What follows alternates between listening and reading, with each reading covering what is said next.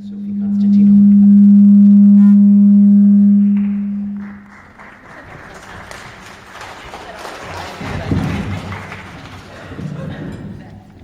Thank you, Peter. You're so welcome. I don't know if you wanted to say something in particular. I have one or two questions before we go to the audience. So.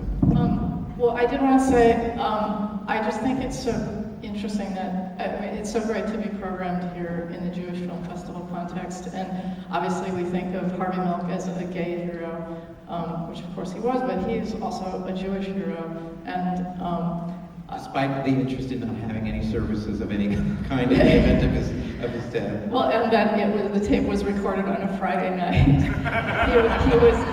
he did attend Shar Zahav. He did attend services at Shar Zahav frequently, but not on this particular Shabbat.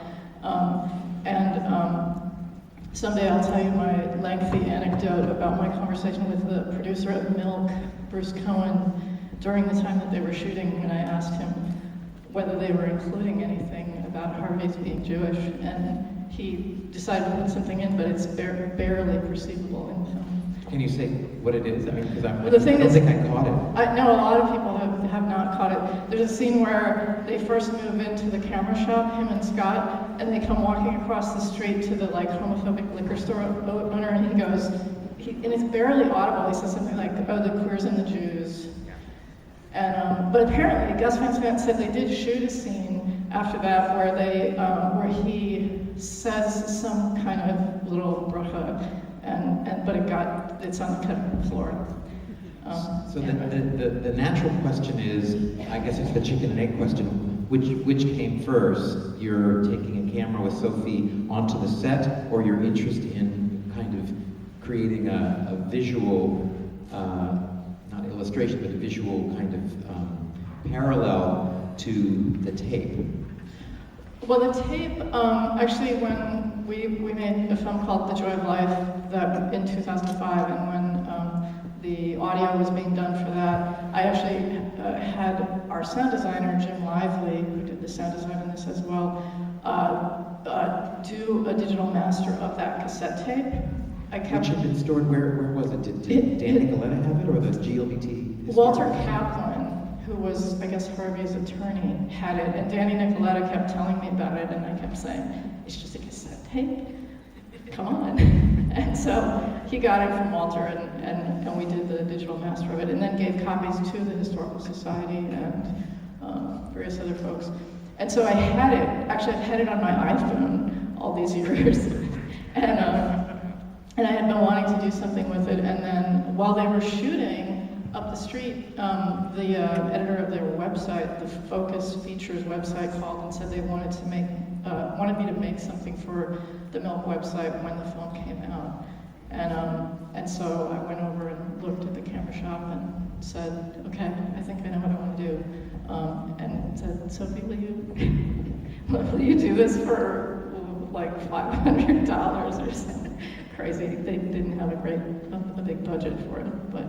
I'm curious, Sophie, how much time did you actually spend on the set, and did you do anything in particular with your own lighting? I mean, it seems like it's a really late afternoon somehow, or maybe it's a really early morning, I don't know, but tell us how you set up your camera and captured that atmosphere. Well, the great thing about Jenni's story is that we actually listened to that recording off of her iPhone in the space as we were shooting and kind of deciding how to represent it. We had been there the day before, we had shot exteriors. We were looking for that quiet moment that was historical, that had that feeling. We're like, well, we'll go in tomorrow. And it was at 10 o'clock or something that we went in the morning.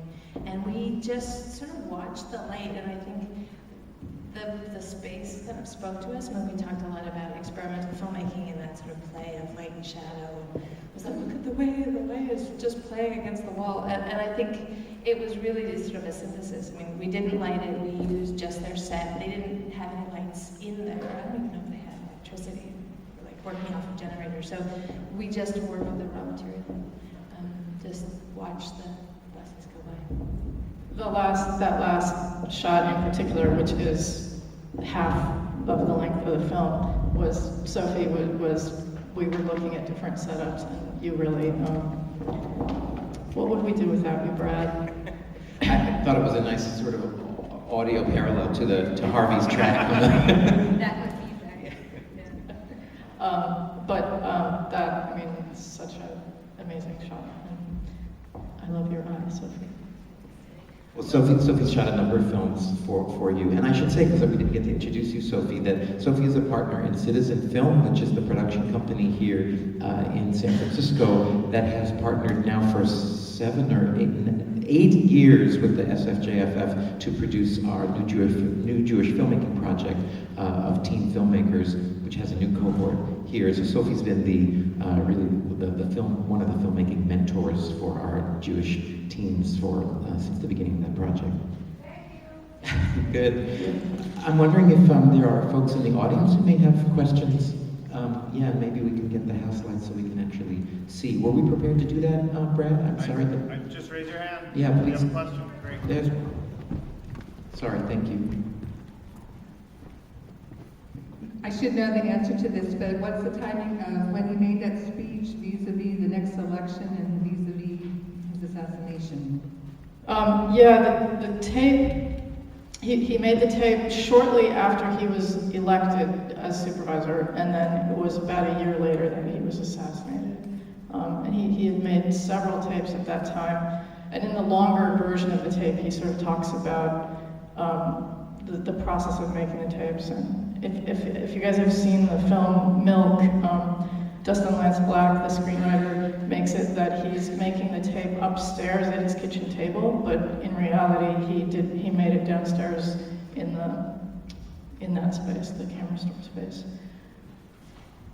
It's hard to see if there are other questions. Hands being raised. Here we go.